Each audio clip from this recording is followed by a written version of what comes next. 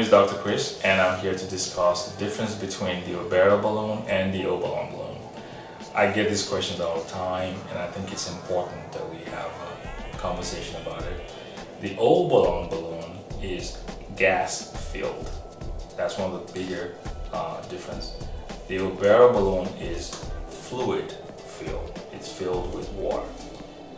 The O-balloon balloon doesn't have any sense of weight or heaviness.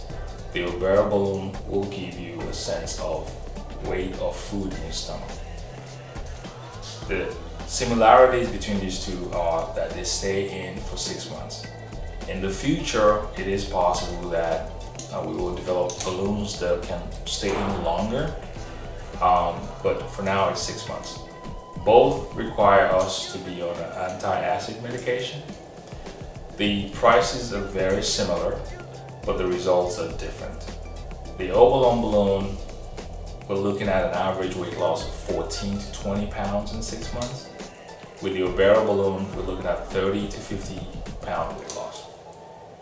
Most people talk about the O-balloon balloon as being a little bit easier to tolerate, while the Obera balloon can be uncomfortable for the first couple of weeks because it takes that long for the stomach to get adapted to it.